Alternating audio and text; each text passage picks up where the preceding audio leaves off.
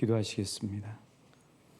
선한 목자가 되어주신 주님을 찬양합니다. 내가 온 것은 양으로 생명을 얻게 하고 더 풍성히 얻게 하려는 것이니라. 요한복음 10장 10절의 복을 누리게 축복해 주셔서 감사합니다. 말씀이 우리 삶의 나침반이요 길의 등이요 빛이니 이 시간 말씀을 통하여 우리를 깨우쳐 주시고 하나님의 은혜 안에 푹 잠기게 하시며 살아계신 하나님을 경험하는 복된 시간 될 수 있도록 성령님 운행하여 주옵소서. 예수님 이름으로 기도합니다. 아멘. 한 분 한 분을 우리 예수님의 이름으로 사랑하고 축복합니다. 인간이 이 땅에 살기 시작하면서 현재까지 사람의 수준을 이야기해 주는 기준이 있습니다. 이런 그래프와 같습니다. 초월적 인간이 있고요. 이성적 인간이 있고 본능적 인간이 있습니다. 고린도전서 3장에 보면 영의 사람, 혼의 사람, 육의 사람 이렇게 나오는 것과 맥락을 같이 하죠. 초월적 인간이라고 하는 존재는 어떤 사람들이냐면은 초월자이신 신과 늘 교제하고 대화하는 수준에 있는 사람을 초월적 인간이라고 합니다. 그래서 신적 인간이라고도 하죠. 이에 반해서 이성적 인간은 자신이 가지고 있는 이성이 전부라고 생각하는 거예요. 그래서 이성이라고 하는 틀 안에 갇혀서 모든 것들을 생각합니다. 그러다 보니까 좀 철학적이고 도덕적이긴 하지만 그 한계 안에 갇히고 마는 그런 사람인 거죠. 또 이에 반해서 맨 밑에 보시면은 본능적 인간이라고 되어 있는데 다른 말로 얘기하면 동물적 인간을 얘기합니다. 그러니까 본능에 의해서 먹고 싶으면 먹고 자고 싶으면 자고 그렇게 살아가는 사람을 본능적 인간이라고 할 수 있습니다. 그러니까 인간 중에서 최고 수준의 인간은 어떤 사람이냐면은 초월자와 교제하고 대화하고 함께 살아가는 사람이 최고의 수준의 사람이라는 거예요. 여러분 그러니까 어느 부족을 가보세요. 원시 부족이나 지금까지도 남아있는 원시 부족 중에 대표적인 부족이 저 남태평양의 파푸아 뉴기니라는 나라에 있습니다. 호주 바로 위에 있어요. 거기에 디나라고 하는 이 부족을 보면은 족장이 이런 형태를 하고 살고 있습니다. 저 보십시오. 저 족장. 일반 사람들하고 달라요. 뭐가 다르죠? 코에 멍에를 뚫고 있죠. 저게 뭐냐면 신접하는 방법인 거예요. 누가 족장, 추장이 되냐면은 일반 사람들하고 다르게 추장은 자신들이 모시고 있는 신과 늘 교제하면서 중요한 결정을 하고 그 신의 뜻을 사람들에게 알리는 역할을 하는 겁니다. 인도라고 하는 큰 이 인구가 많은 대국 아시죠? 이 인도에는요, 계속해서 지금까지 내려오는 카스트 제도라고 하는 신분 제도가 있습니다. 이 신분 제도를 보시면은요, 맨 위가 브라만이라는 계급이에요. 이 브라만은 어떤 사람이에요? 신과 접촉하는 사람들, 사제들이 브라만이에요. 그 밑에 크샤트리아, 이건 귀족, 무사들 이런 사람들이고, 그 다음에 그 밑에 사람들 보면 바이샤라고 해서 농, 공, 상업 이런 일을 하는 사람. 그다음 맨 밑에는 수드라라고 하는 천민이 있고요. 그 밑에는 불가촉 천민이라고 하는 천민이 있습니다. 그러니까 인간의 모든 사회는 가장 높은 수준의 사람들은 초월자와 교제하고 함께 더불어 사는 사람들이 높은 수준의 사람들이라는 사실이에요. 저와 여러분은 이걸 얘기하면 어느 수준의 사람일까요? 그 사람이 어느 수준인지를 가장 쉽게 아는 방법은 뭐냐면요. 유유상종이라는 말처럼 그 사람이 어떤 존재들과 어울리느냐, 친구들이 어떤 사람이냐에 따라서 그 사람의 수준이 나오게 되어 있습니다. 자, 그런 면에서 오늘 시편 119편의 기자는 아주 수준이 높은 사람이에요. 초월적인 사람이에요. 그 증거가 뭐냐고요? 우리 49절 말씀 한번 말씀으로 확인해 보시겠습니다. 시작. 주의 종에게 하신 말씀을 기억하소서. 소망을 가지게 하셨나이다. 그러니까 이 119편의 기자는 하신 말씀이 있는 사람이에요. 하신 말씀. 누가 하신 말씀? 그렇죠. 하나님이 하신 말씀이 있는 사람이에요. 여러분 그러면 하나님이 하신 말씀이 있는 사람이라 그러면은 이 사람은 누구와 교제하는 사람이에요? 하나님과 교제하기 때문에 하나님이 하신 말씀이 있는 사람인 거예요. 그러니까 초월적인 인간인 거죠. 상당히 수준이 높은 그런 삶을 살아가고 있는 사람이 이 시편 119편의 기자라고 할 수 있습니다. 그러면 이렇게 초월자와 함께하고 초월자가 하시는 말씀을 붙들고 사는 사람은 어떤 은혜를 받냐고요? 다시 49절과 50절을 한번 보셔요. 49절에 보시면은 주의 종에게 하신 말씀을 기억하소서. 주께서 내게 무엇을 가지게 하셨다고요? 소망을 가지게 하신다는 거예요. 자, 50절도 같이 읽어보실게요. 시작. 위로라. 주의 말씀이 나를 살리셨기 때문이니. 그러니까 초월자이신 하나님과 교제하는 초월적인 삶을 사는 사람은 그 초월자가 하신 말씀이 있기 때문에 따라하십니다. 소망이 있고 위로가 넘쳐난다.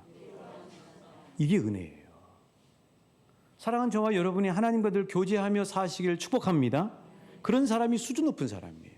왜냐하면 자기보다 레벨이 높은 사람하고 자꾸 접촉하는 사람은 그 수준을 본받고 따라가게 돼 있잖아요. 그런 사람들에게는 그분이 하신 하나님의 말씀이 있어요. 그래서 그 말씀이 있기 때문에 어떤 환경과 어떤 상황과 어떤 처지에 있더라도 그들에게는 뭐가 있어요? 소망이 넘쳐나요. 위로가 넘쳐나요. 이게 예수 믿는 축복이고 난 예수가 좋다라고 하는 찬양을 기쁨으로 할 수 있는 이유인 거죠. 20세기 최고의 지성인 하면은 이 프랑스의 장폴 사르트르라는 사람을 다 이야기합니다. 이 장폴 사르트르라고 하는 사람은요, 실존주의 철학자입니다. 이분의 어록을 보면은 많은 이야기들을 했지만은 이런 얘기를 이분이 하셨어요. 이거 나무 위키에서 제가 그대로 인용한 겁니다. 인간의 운명은 인간의 수중에 달려 있다. 무릎 꿇고 사느니 안 일어서서 죽는 게 낫다. 존재하는 모든 것은 아무 이유 없이 태어나서 연약함 속에 존재를 이어가다가 우연하게 죽는다. 이 사르트르는요, 초월을 믿지 않았어요. 이성에 갇힌 거죠. 자신이 가지고 있는 이성과 가치와 철학이 다 맞다고 생각한 거예요. 인간 이성이지 무슨 눈에 보이지 않는 초월이 어디 있냐고 부인한 거죠. 그러니까 천국도 부인하고 부활도 부인한 거죠. 얼마나 기독교를 살아있을 때 비판했는지 몰라요. 이 사람이요, 노년에 병에 걸립니다. 요독증과 또 뇌폐수종이라고 하는 병에 걸리게 돼요. 프랑스 파리의 유명한 대학병원인 브루세 병원에 입원을 하게 됩니다.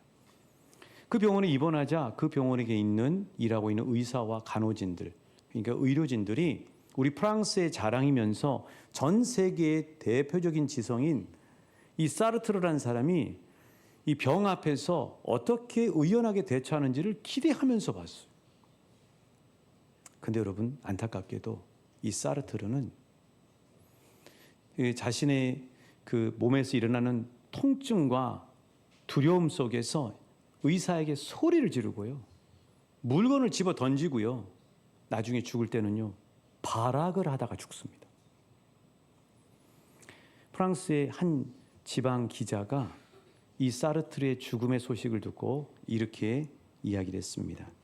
심판의 하나님을 만날 사실이 사르트르를 공포로 몰아넣어 그로 죽음을 그토록 거부하게 했다. 살아있을 때 이성이 전부입니다. 초월이 어디 있습니까? 신이 어디 있습니까? 이렇게 이야기했던 사르트르는 정작 자신의 앞에 다가오는 죽음의 그림자 앞에서 벌벌 떨면서 이성적인 수준의 인간이 아니라 본능적인 수준의 인간으로 추악한 인생을 마무리하고 말았다고 하는 사실이에요. 여러분, 이 사르트르에게는 뭐가 필요했어요? 49절의 말씀처럼 주님이 하신 말씀이 필요했습니다. 이 사르트르에게는 죽음 앞에서 정작 소망이 없는 거죠. 그를 위로해 줄 게 아무것도 없는 거예요. 여러분, 그러니까 우리가 늘 이 땅을 살면서 사람들이 막 그걸 손에 쥐기 위해서 달려가는 것들을, 이게 정말 소중한 가치가 있는지, 내 인생 전부를 들여서 그것을 손에다가 결국 쥐어야 할 만한 가치가 있는지를 쉽게 판단하는 방법은 뭐냐면, 나를 딱 죽음 앞에 한번 놔보세요. 여러분, 죽음 앞에 놔져 있을 때 외제차가 무슨 소용이 있겠어요? 내가 지금 죽음을 앞둔 상황이 있는데 누가 2캐럿짜리 다이아몬드를 선물해 줘봐야 무슨 소용이 있겠냐고요. 아무 소용이 없는 거죠. 죽음 앞에서의 진정한 소망이 뭐예요? 부활입니다. 죽음 앞에서의 진정한 소망이 뭐예요? 영원한 생명이에요. 그러니까 예수 그리스도가 진짜 소망인 거죠.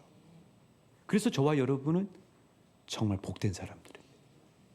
세상에 참 보화가 무엇인지를 알고 있는 사람이니까요. 이 바벨론의 느부갓네살 왕도 실은 지위는 왕이지만 수준은 동물적 수준, 본능적 수준의 인간이었습니다. 이 느부갓네살 왕에게 어느 날 하나님이 꿈을 꾸게 하시는 거죠. 꿈에 광활한 벌판이 있는데 그 벌판 한 중앙에 나무가 한 그루 서 있는 거예요. 그 나무가 쑥쑥쑥쑥 막 자랍니다. 숲이 우거집니다. 열매가 풍성해집니다. 새들이 날아와 깃듭니다. 근데 거기서 끝나면 좋은데 그게 아니라 갑자기 천상에서 어떤 순찰자가 내려와서 그 다니엘 수에 그렇게 나오죠. 싹둑 잘라버리는 거예요. 그러면서 어떻게 되냐면 나무가 밑둥만 남고요. 그 밑둥만 남은 나무에 쇠와 놋줄로 묶여서 초야에 버려지는 꿈을 꾸게 됩니다. 여러분, 너 꿈을 꿔보시면요, 잊어버리는 꿈이 있는가 하면 기억에 역력한 꿈이 있죠. 느부갓네살 왕도 그런 상황이었던 거예요. 이 꿈을 해석해야 되겠는데 누가 있는 거예요? 하나님의 사람, 거룩한 신들의 영이 함께하는 사람 다니엘이 있었던 겁니다. 그 다니엘에게 꿈의 얘기를 하죠. 다니엘이 그 꿈을 이렇게 해석해 줍니다. 다니엘서 4장 25절부터 26절 말씀입니다. 같이 읽어보십니다. 시작. 왕이여, 그 해석은 이러하니이다. 곧 지극히 높으신 이가 명령하신 것이 내 주 왕에게 미칠 것이라. 왕이 사람에게서 쫓겨나서 들짐승과 함께 살며 소처럼 풀을 먹으며 하늘 이슬에 젖을 것이요 이와 같이 7대를 지낼 것이라. 그때 지극히 높으신 이가 사람의 나라를 다스리시며 자기의 뜻대로 그것을 누구에게든지 주시는 줄을 아시리이다. 또 그들이 그 나무 뿌리에 구루터기를 남겨두라 하였은즉 하나님이 다스리시는 줄을 왕이 깨달은 후에야 왕의 나라가 견고하리이다. 꿈의 해석은 뭐예요? 느부갓네살 왕이시여, 당신에게 이제 앞으로 7년 동안 초야에서 소가 풀을 먹는 곳에서 들짐승들과 함께 지낼 것입니다. 이 얘기가 뭐냐면 당신 수준은 왕이 아니고 동물적 인간이라는 얘기입니다. 당신은 본능적 인간의 짐승 수준의 삶을 7년 동안 살아낼 겁니다. 그러고 난 다음에 하늘의 하나님께서 천지를 다스리시는 것을 왕이 깨닫고 난 다음에 왕은 복직될 것입니다 하는 얘기라는 거예요. 느부갓네살 왕은 7년의 초야의 고난을 통해서 동물적 수준의 본능적 인간에서 살아계신 하나님을 만나면서 초월적인 인간으로 거듭나게 된 거예요. 예수를 믿는다고 하는 것은 이성적 인간이나 본능적 수준의 인간에서 살아계신 예수님을 만남으로 초월적인 인간으로 거듭나는 거예요.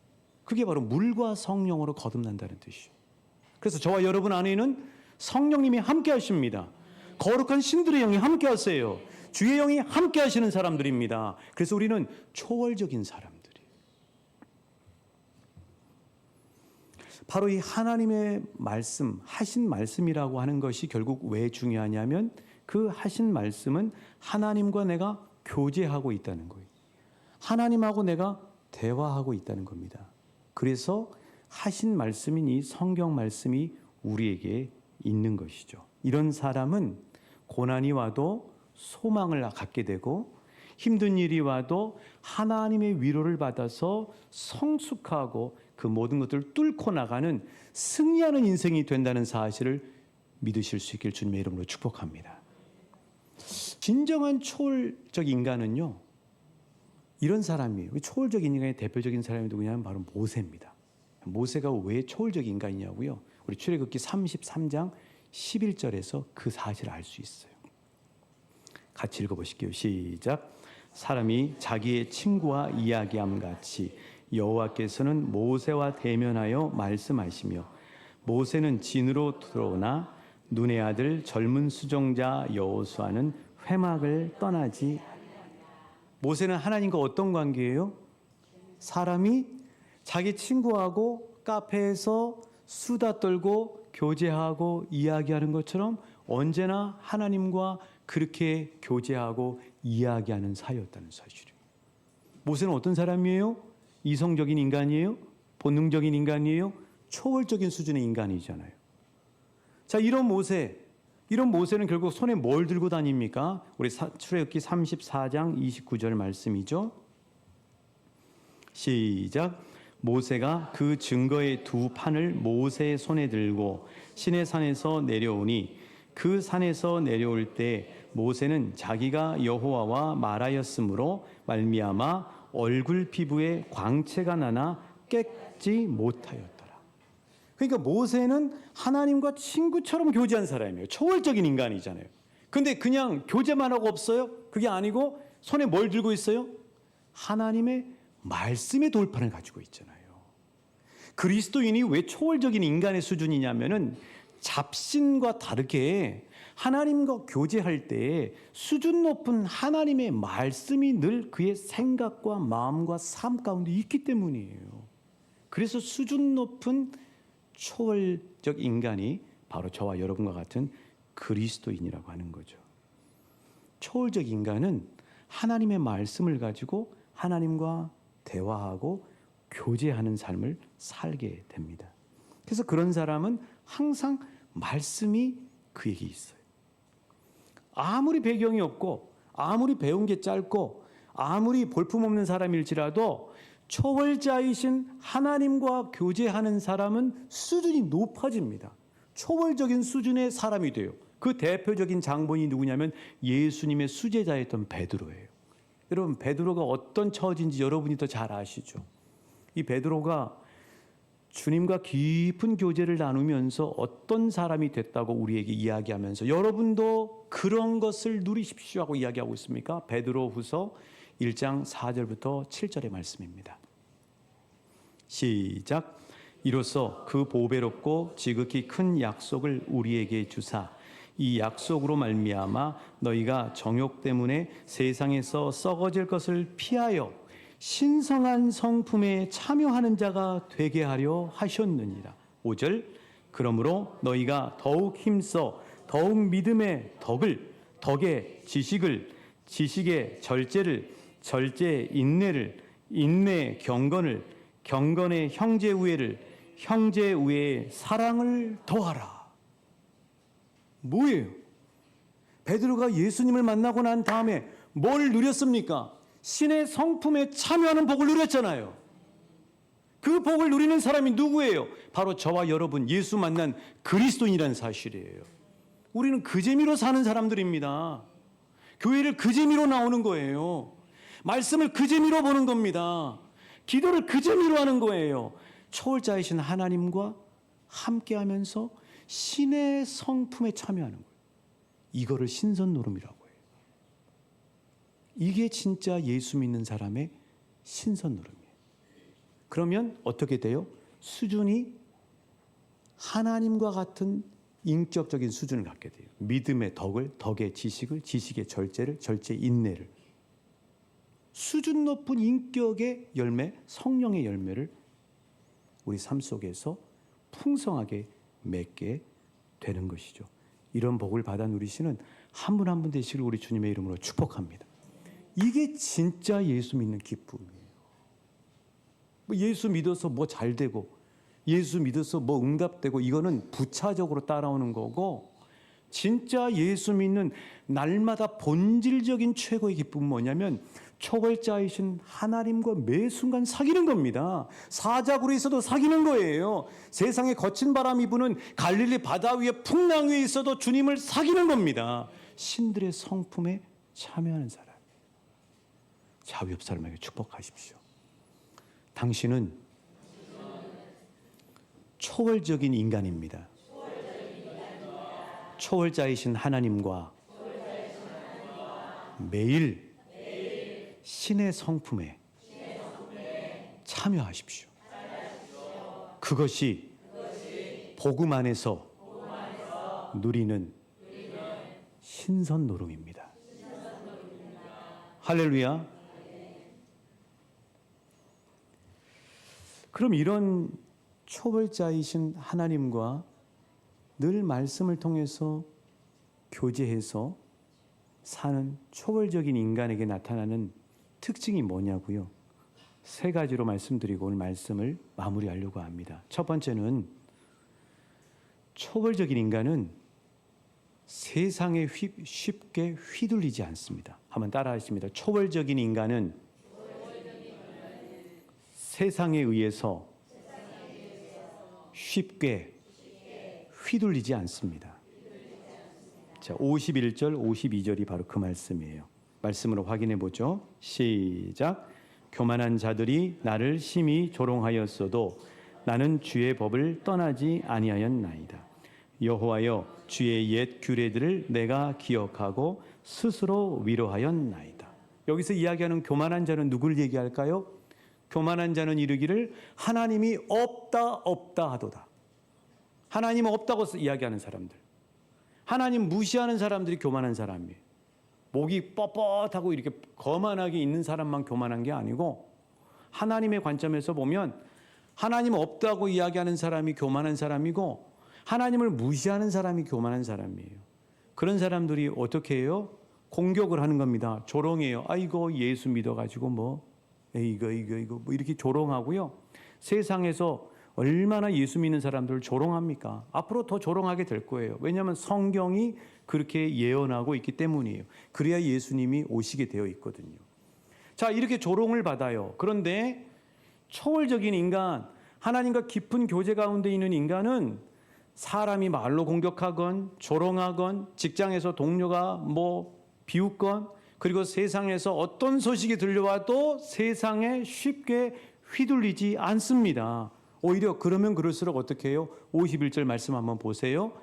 교만한 자들이 조롱하면 나는 어떻게 한다고요? 주의 법을 떠나지 않는다고 얘기했죠. 히브리어 성경에는요, 떠나지 않는다는 말이 무슨 뜻이냐면 손을 뻗는다란 말이에요. 누가 나를 조롱하고 누가 나에게 말로 화살로 공격하면 초월적인 인간은 어떻게 하냐면 더 말씀에 손을 뻗어버리는 사람이에요. 그런 복을 받아 누리시기를 축복합니다. 뿐만 아니라 52절에 보면 무엇을 기억한다고요? 옛 규례라고 돼 있죠. 이게 조금 번역이 좀 아쉬워요, 실은. 이 옛 규례라고 하는 말은 영원한 진리의 말씀이라는 뜻이에요. 그러니까 세상에 풍랑이 불고 세상에서 들려오는 소리가 정말 싱숭생숭해도 초월적인 인간, 하나님과 늘 교제하는 사람은 더 말씀에 손을 뻗는 것뿐만 아니라 영원한 진리의 말씀을 가지고 스스로 위로한대. 혼자 잘 놀아요. 막 누가 공격하는데 혼자 집에 가서 하나님 앞에 나가서 다 풀어버리고 하나님이 주시는 소망과 위로를 붙들면서 스스로 너무 기뻐가지고 그리고 힘을 얻어서 나오는 거죠. 그 대표적인 사람이 누구냐면요, 아브라함 링컨이에요. 링컨이 대통령일 때 어떤 상황이었어요? 미국이 노예제도 때문에 남북으로 좀 치열하게 전쟁하고 갈려있는 상황이었습니다. 이 링컨의 정적들이 말로 막 공격을 하는 거죠. 화살을 쏘는 거죠. 그리고 여론몰이를 하는 거예요. 없는 이야기를 있는 것처럼 이야기를 하는 거죠. 그러면 링컨이 어떻게 해요? 내가 가만두나 봐라 하고 정치적인 보복을 합니까? 그렇지 않았어요. 링컨은 어떻게 해요? 그러면 그럴수록 집무실 옆에 있는 기도발전소에 흰색 수건을 걸고 들어가요. 나 지금 여기 들어가 있어요. 참모들 지금 나 방해하지 마세요. 이 표시죠. 거기 들어가서 뭐 합니까? 누가 조롱하면 조롱할수록 더 들어가요. 누가 마음을 상하게 하면 상하게 할수록 더 깊이 하나님 안에 들어가서 심란한 마음을 살아계신 초월자이시고 능력이 많으시며 소망의 말씀을 주시고 위로해 주시는 하나님 안에서 회복되어 나오는 거죠. 이게 수준 높은 인간이에요. 우리 가정에서도 부모가 이런 모습을 보인다면 최고예요. 자녀들이 사춘기 같아요. 말로 엄마 아빠를 공격하고 마음을 긁어요. 그러면 그럴수록 화장대나 베란다나 식탁에다 마련한 기도 발전소에 들어가서 그곳에서 살아계신 하나님과 깊이 만나고 하나님 주신 말씀을 가지고 스스로 거기서 잘 놀다가 만면에 웃음을 띠고 밖에 나와요. 그러면 공격하던 사춘기 자녀들이 엄마하고 아빠를 줄여서 엄빤이라고 그러죠. 엄빠를 공격하겠어요? 야, 우리 엄마 아빠 보면 진짜 하나님 살아계신 게 맞네. 뭐 공격해서 상대방이 반응을 해야 재미가 있는 거잖아요. 반응을 안 하고 웃고 나와버리는데 어떻게 할 수 있어요? 살아계신 하나님이 계시기 때문에 웃고 나오는 거예요. 살아계신 하나님이 계시니까 세상에 어떤 거센 바람이 불어도 혼자 잘 놀면서 평안을 얻고 샘을 얻고 여유를 갖고 모세처럼 광채를 띠고 웃고 다닐 수 있는 사람이 초월적인 수준의 인간인 것이죠. 그런 복을 날마다 누리시는 저와 여러분 되시길 주님의 이름으로 축복합니다.